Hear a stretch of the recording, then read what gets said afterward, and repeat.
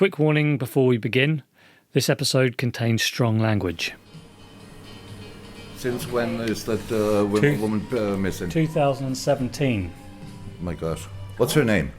Ruja. Her name is Ruja Ignatova. How old is she? She's 39. Bella. She's what? 39. Bella. I'm thinking about how I can help you, but I'm sorry, but lots of women look similar. You know that. She What's might the background? come. What's the background of that she's missing? This Quite is a an very interesting big story. story. It's a very strange story. She tried to stop OneCoin. She was just the face. Get on the ground, get on the docks, get on the ports and talk to the lower level. Don't talk to people that she's probably paid off. Talk to the workers there. Talk to the people who might have seen her in the cafes. I think she's definitely in hiding. I mean, she could really be anywhere. There are a lot of theories. From what I've heard, she must have made a deal with somebody. I said, how sure are you that she can identify? He said, 100%, mate.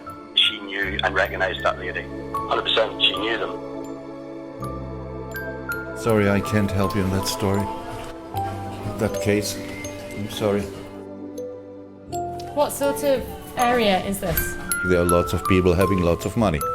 That's no secret.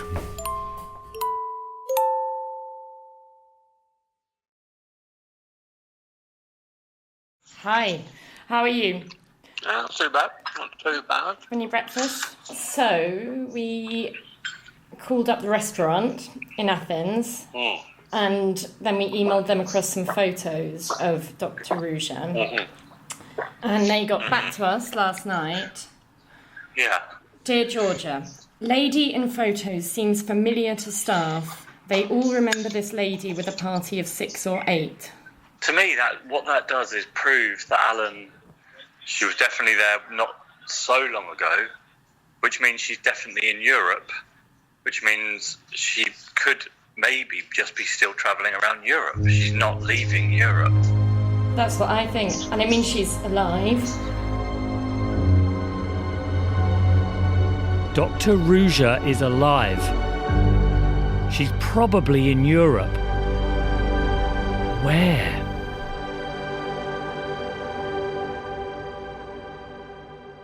Episode 7. In Plain Sight. We need to talk about money. Billions have been invested into OneCoin, but no one knows where they are. And there's a famous saying in journalism, follow the money. Maybe it will lead us to Dr. Ruja.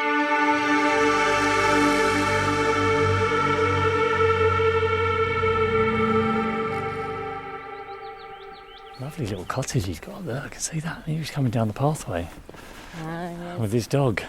Journalist Oliver Bullough has spent many years investigating the ways illicit money flows around the world, including in Eastern Europe. This is where he unpicks the shadowy financial secrets.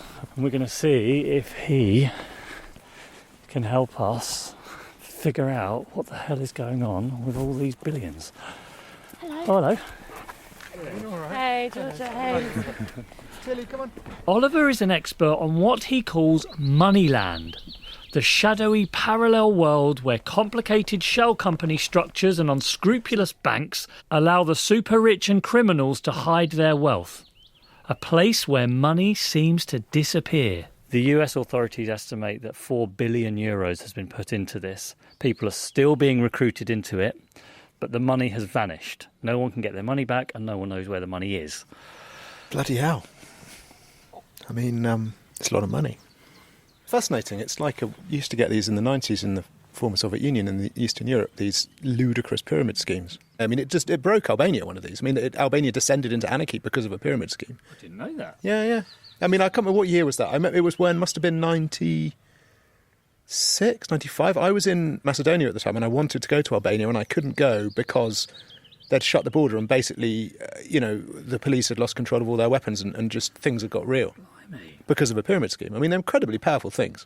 I think there's often a window in which a population who are used to trusting things, so used to trusting, say, financial institutions, immediately exposed to a new range of financial products. And there is a window in which they're vulnerable to those products. And I think you saw that one of the reasons you saw it in a big way in Eastern Europe in the 90s is because people had been essentially restricted to a single state savings bank. And suddenly there's this bewildering array of banks, and presumably they're all fine, right? Because the state saving bank had been fine.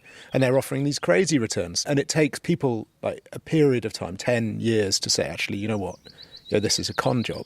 And I suppose, in a way, that's repeated itself with cryptocurrencies because, look, it's a whole new thing. And look at the returns, and no one understands the technology. In his garden overlooking rolling hills, I ask him how money can disappear. If you are rich enough and well advised enough or clever enough, you can structure your assets in such a way that they become invisible. They still exist. You can still use them to buy things. You can still use them to buy political influence and nice houses and yachts.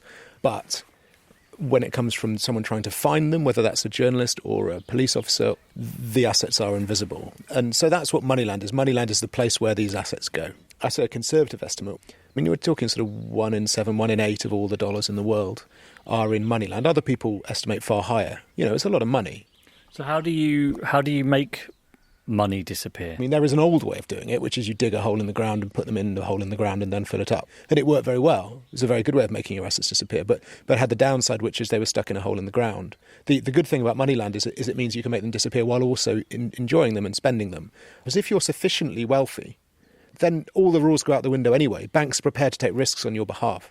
There are investigations into banks, significant banks, in which the people have emailed, well, listen, I think this client is worth the risk of taking it on. And once your name is removed from the ownership of assets, then essentially those assets have disappeared. They have vanished.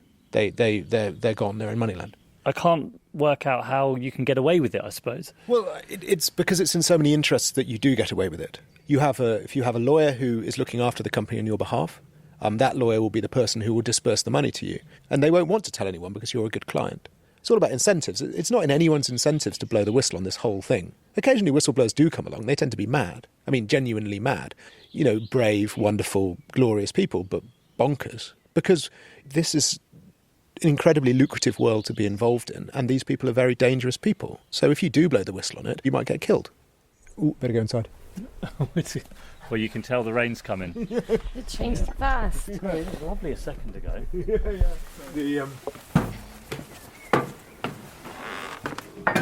How easy is it then, if you're trying to move money around? How easy is it for you to do that?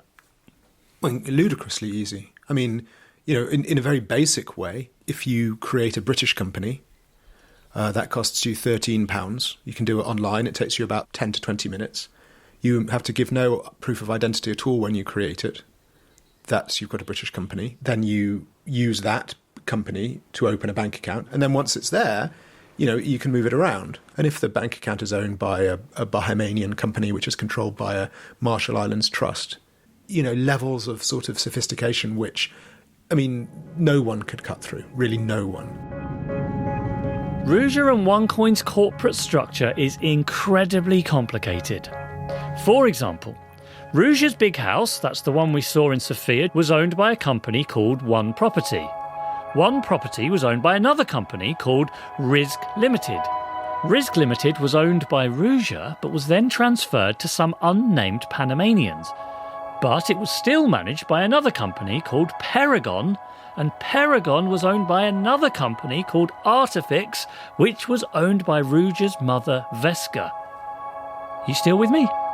And then in 2017, the ownership of Artifix was sold to an unknown man in his 20s. This is improbably standard. There was a company that was given the monopoly on gas trade between Russia and Ukraine, which is literally a license to print billions of dollars, and that was controlled by a pensioner in Transylvania. So yes, your 28-year-old doesn't surprise me at all. He will have signed a document saying, essentially, I resign. So if they try and were they to be unwise enough to court death and say, I'm going to head off and keep this company, then you just fill in the letter of resignation and they're no longer the director and haven't been since last year. He has no autonomy. He is literally a cutout, that's it. For several months, a French journalist called Maxime Grambert tried to unpick the corporate workings of OneCoin, and he collected as many company names and bank account details for OneCoin One Life as he could. He shared that information with us, and we've brought it to show Oliver. Well, it's good to see so many British ones. Why have we got so many British companies here? British companies are the companies of choice. They're very easy to set up. They look legitimate. So this, for example, the top one. If we look up on Companies House, hang on. This is part of our transparency agenda in this country. This is an anti-corruption thing. You're supposed to be able to find any company in the UK. We're very proud of this in this country. This is a key anti-corruption tool. The problem is that when you create this company, no one checks any of the information you provide. So if you look at the filing history, then you should be able to see, this is classic, look. And then nothing has happened, right? They have filed no financial information at all. So there are no company accounts here. So why is no one checking this or calling? There are 4 million companies registered in the UK. But then look here, if you look under people, this is a new innovation that we came up with in the UK to try and... So person with significant control. This is the real person who owns this company. And this is supposed to mean that you can no longer use a British company to hide behind. Let's have a look. Who is the person with significant control? There you go. Click on that, and that is... Oh, hey presto, they haven't filed a person with significant control. That's illegal.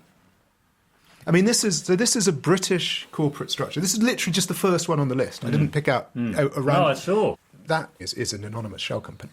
That is as anonymous as anything that you can buy anywhere in the Seychelles or Nevis or the Marshall Islands or Vanuatu. You think that this is all super sophisticated. It's like, how can anyone be so clever to figure this out? It's crazy easy. Yeah. We live in a global economy where no one is really in charge and lots of people are happy for it to remain opaque. In this global economy, if one bank or one country asks too many questions, the money just moves elsewhere.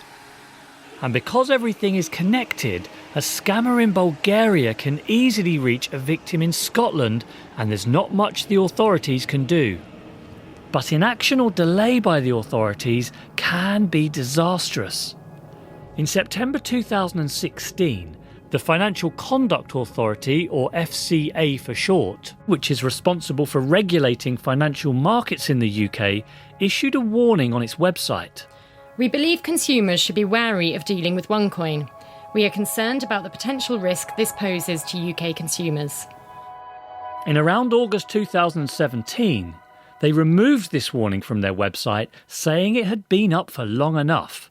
Good afternoon, everyone. It's me, Ken Levine, coming live once again from Edmonton, Alberta, Canada. OneCoin promoters at the time took this removal as proof that the UK authorities now considered OneCoin a legitimate investment. Well, the reason I'm doing this video, though, it goes back to those videos when I was talking about that FCA warning that the UK has now taken down. So, guys, it's no longer an assumption or if it's being updated or any of that nonsense that these haters want you to believe. Now, here we go, guys. Here's the official answer. As we believe the warning has been on our website for a sufficient length of time to make consumers aware of our concerns. And it's just that simple, guys. There's the answer right from the horse's mouth. It's official. Well, we got all these other people going out there being like, OneCoin's banned, OneCoin's this, OneCoin's under investigation, blah, blah, blah, blah, blah. Well, I'm sorry, but if they still thought we were a fraudulent company, OneCoin, then guess what? That warning's not removed. Game over. We have discovered there were several OneCoin events in the UK after this warning was removed and lots of money was invested.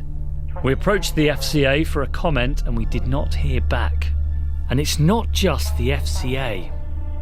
The same week that episode 1 of this series was first released, the City of London police dropped their investigation into OneCoin too. They said the companies and individuals behind OneCoin are based outside UK jurisdiction, and we've been unable to identify UK-based assets which could be used to compensate UK investors. Jen McAdam, the Scottish OneCoin investor, messaged us as soon as she heard the news. Hi guys. I've just nearly had a meltdown. I'm devastated for all the UK victims. Where's the support? Where's the help? More folk are going to promote this.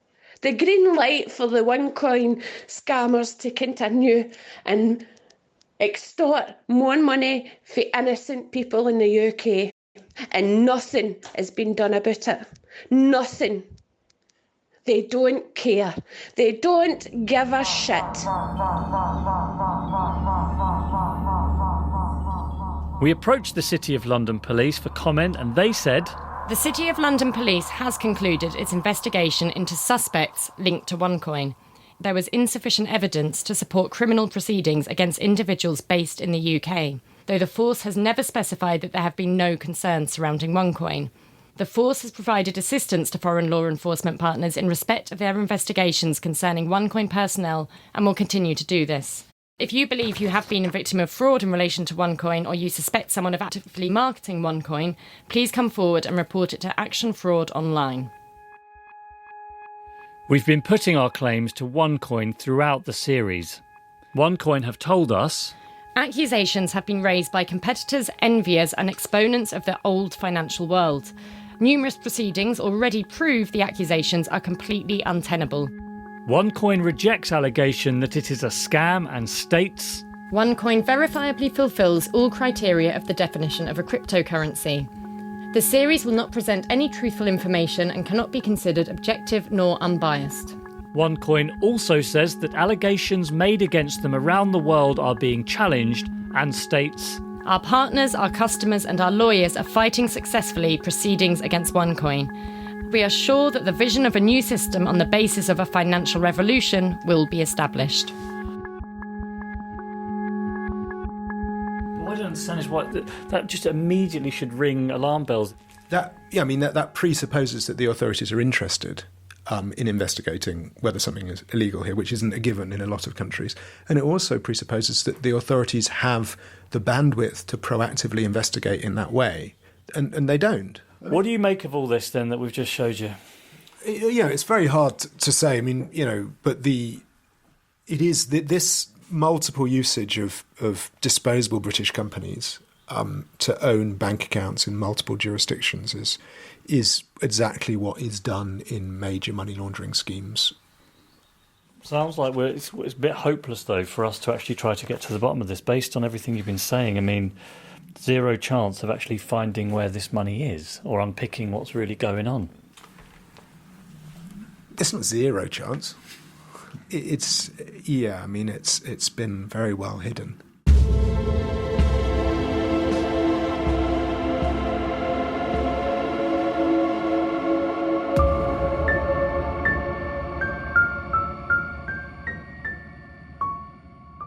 The old journalistic saying doesn't work with OneCoin. Following the money won't lead us to Dr. Ruja. We're just chasing shadows and cardboard cutouts.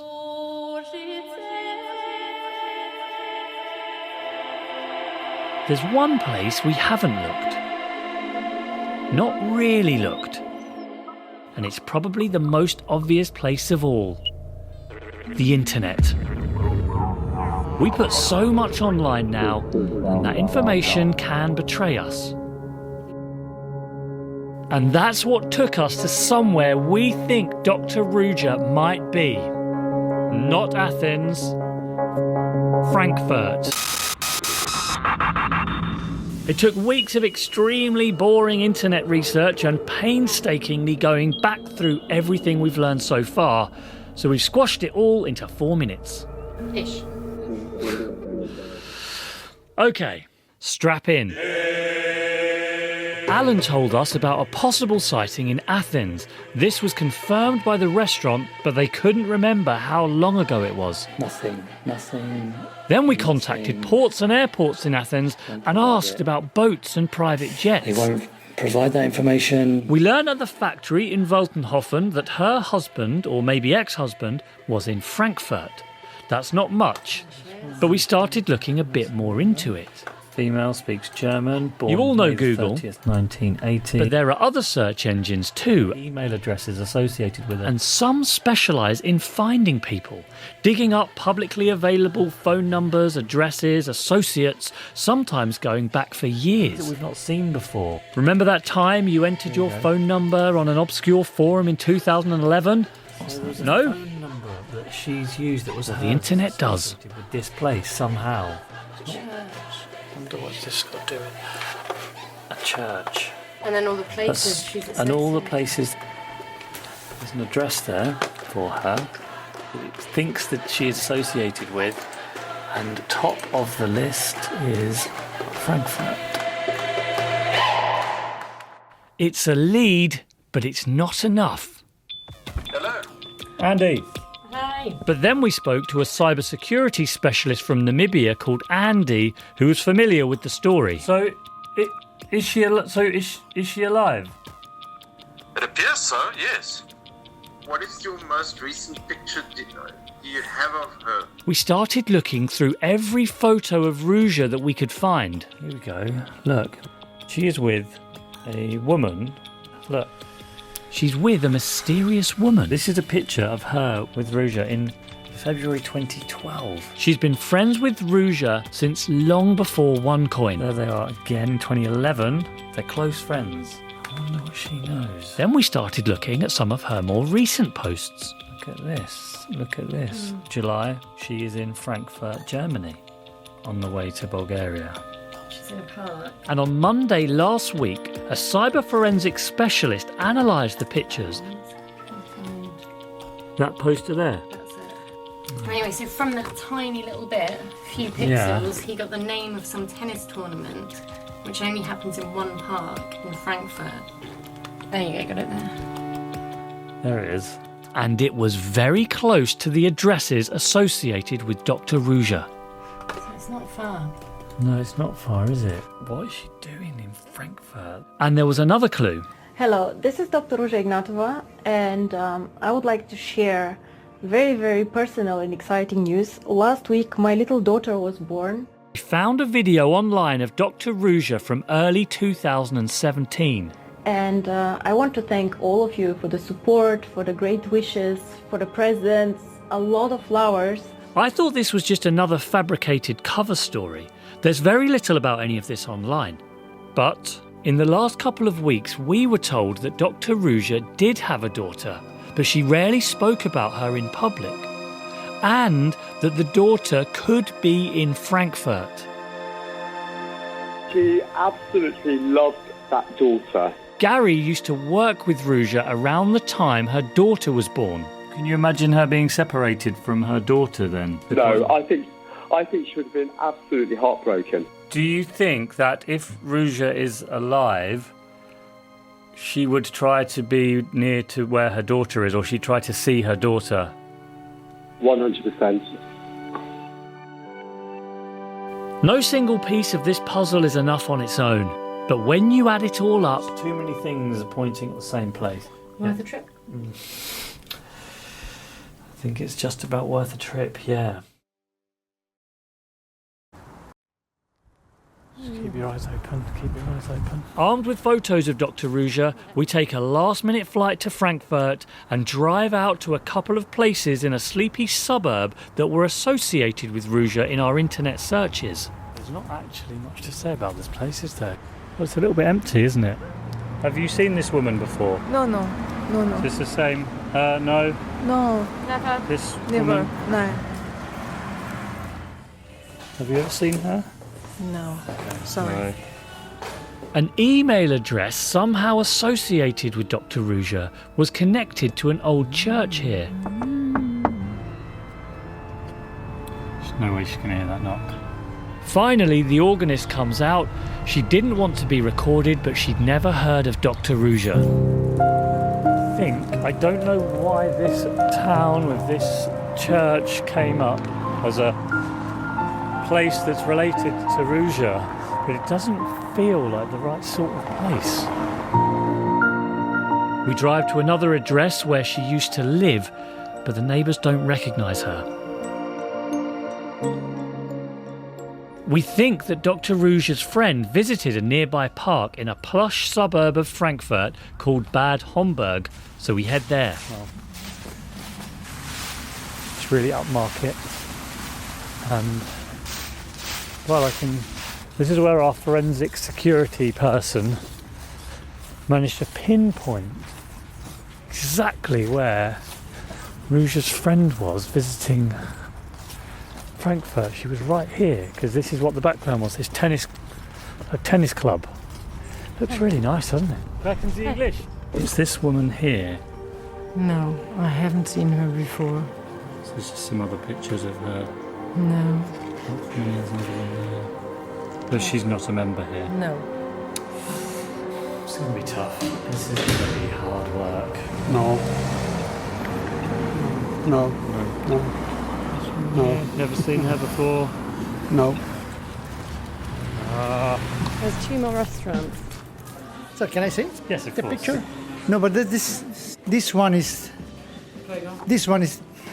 Just a moment. Flavio, kannst du diese Frau? Nee, wieso? Nein, kenne ich nicht. Nein. Die kenne ich nicht. Die kenne ich nicht. Nein, kenne ich nicht. No. Sorry. They look like Ruja's kind of places, but after a day of fruitless searching, we get back to our hotel with really nothing at all to show for it. We phone up Dr. Ruja's husband or ex-husband Bjorn, and he doesn't want to talk to us. I think even though we knew it was a long shot, we thought we might find a trace. Yeah. But I also feel now we're up against this world that is a bit bigger than me and you sitting in a hotel room trying to locate. It's so difficult. You know, you see these things online, piece these clues together, and then when you get there, you realise that there's so many people. And I know it sounds obvious, but it's just, you suddenly realise you're looking for a needle in a haystack. Here's the problem with the internet as well, I think. You decide that you found the answer and you think it's Frankfurt, and then suddenly it's very easy with the internet to find 10 reasons why it's Frankfurt and convince yourself that that is the answer. Do you think we were close? We might still be close. I still think Frankfurt is a place she's been. I do. I'm really deflated.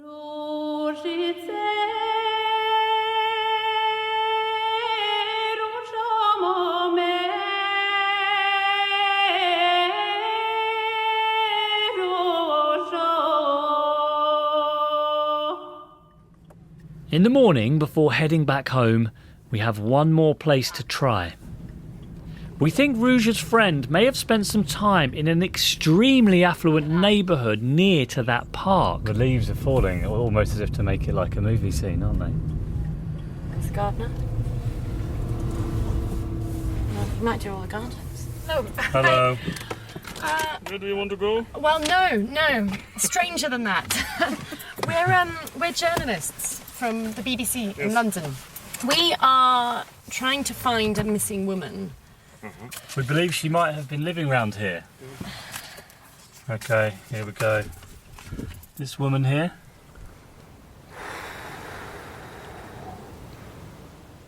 Könnte sein, dass ich it could be happen, but I'm not sure.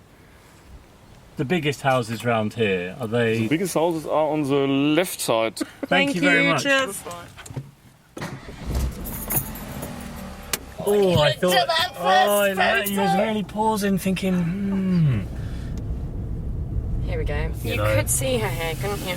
Oh, around here, yeah, definitely. It's a postman. Oh. Hello. Are you a postman? I'm postman, yeah. We are looking for someone. We have photos. Maybe we could show you the photos to see if you just recognise the face. Yeah, the problem is that when I'm in here in this territory, I see not so many people because the people are here somehow. How should I say? Here are the more richer people. Yeah. And so you don't get so much in contact. This was one of the most expensive parts of the whole of Germany. Exactly. Yeah. We could show you in case anyway. Just. Okay. You recognise her? No.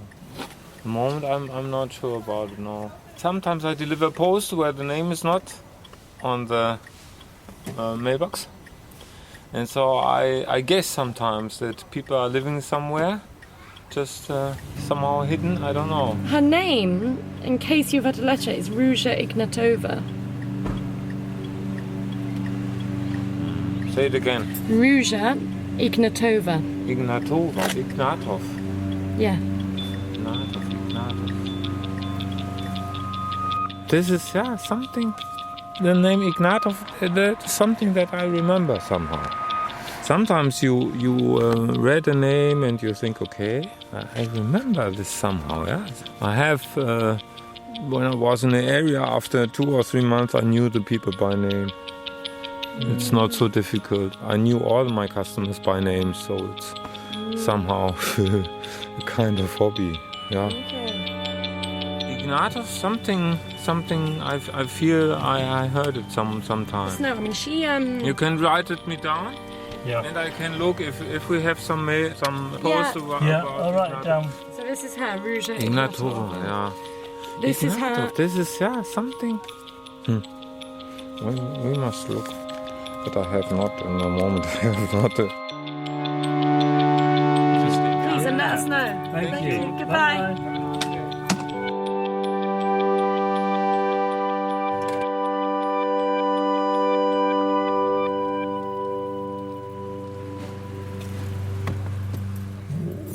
Goodness me. He seemed pretty confident that that's something, isn't it? That is something. It's something, it's not much, but it's something. It's not much, but it's something. We send the postman some information and ask him to email us back in the next few days if he hears anything at all.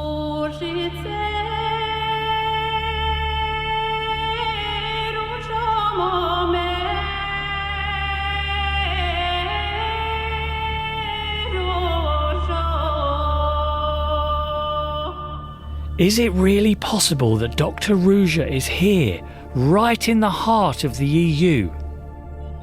I don't know. But if Ruja is travelling around Europe, I still think Frankfurt is as good a bet as anywhere.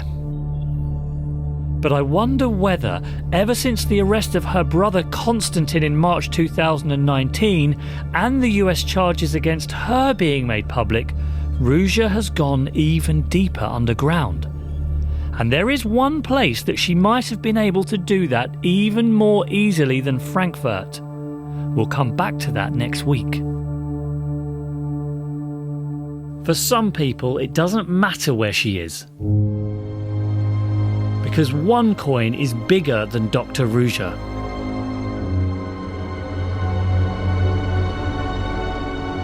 Hello, is that Kamran?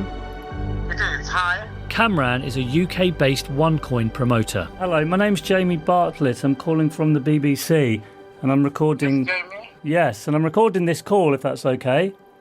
Of course. Yeah. Are you still involved in promoting OneCoin? I am, yes. You are? Yeah.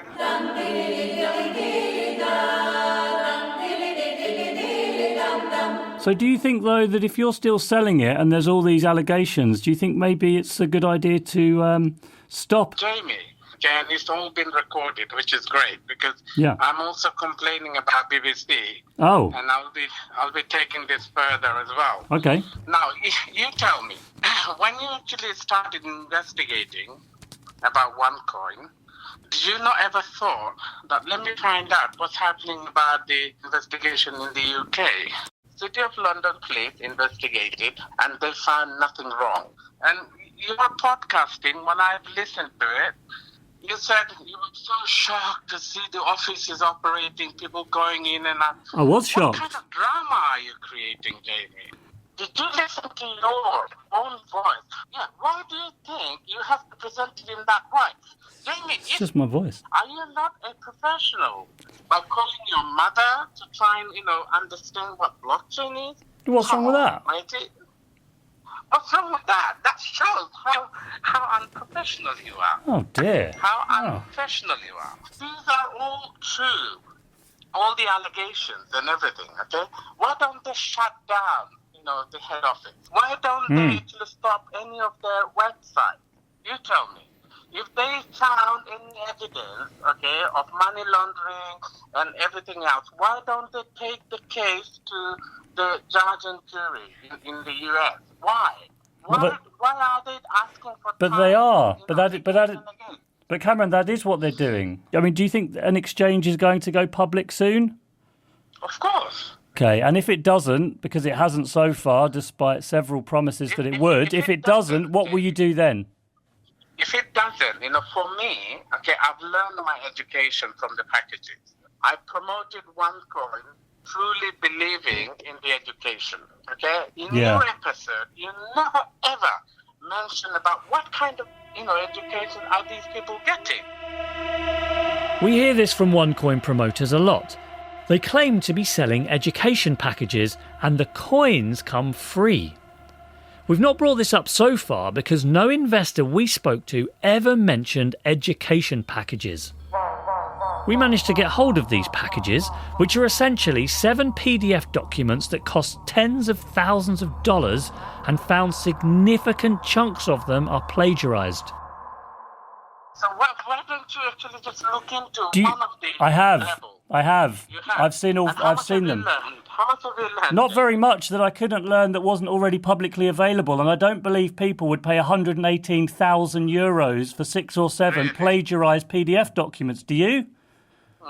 So what do you think you have to... Are you going to answer that question? No, I'm actually answering the question. I think I've learned quite a lot from the education, and I know what I've learned, and I've got my certificates as well. Did you know that Dr Ruja has a conviction for fraud?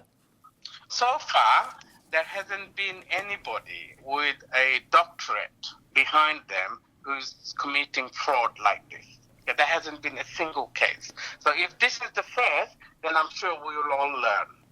Well, I'm telling you that she does have a conviction for fraud because we checked. What you're saying, don't put words into my mouth. I'm not. For now, there isn't anybody, with this kind of, education background who's committed fraud. You must be a bit worried, though, after all these, what the FBI said. I'm not at all worried, Jamie. Really? You're the one who's going to be more worried, because when this goes to Ofcom, so let's forget it. I've answered your question. I'm sure you don't have any more questions, and you can now end the call. I have nothing more to discuss with you. Cameron, I appreciate that you spoke to me, okay? I appreciate that. Thank you very much, Jamie. Thank you for I answering. We'll all be professionals, okay? Okay, goodbye. What a strange phone call. If in the UK, with its well-resourced police force and free press, people are still openly promoting OneCoin, then what is happening right now in countries which don't enjoy the same advantages? Dr Ruja's vision has travelled far further and far deeper than we thought possible.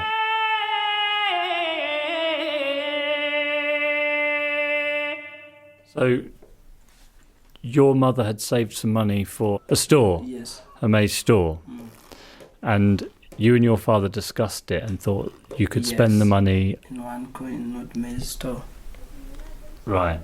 When they told us about OneCoin, we suddenly changed. Like we saw a maze store as something so small compared to OneCoin. We thought it was the best decision like anyone could take for his family. And did your mother spend a lot of time saving money to get this maze store? Chikatwaro miezi omwaka. Chikatwaro omwaka chamani. She's saying that massively she was the one here working on it mostly. She has worked for so many years and she's tired. Yeah, she says that it's too much, like the pain is extreme due to working hard. Does your mother have a computer or a smartphone, anything like that? No. So your mother was not able to look into this any further?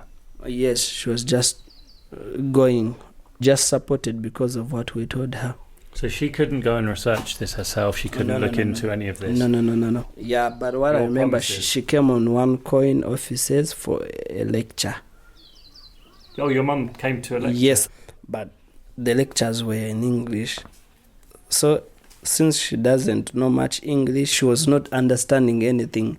But the only thing she saw, it were responsible people, people who looked money, people who looked to be educated.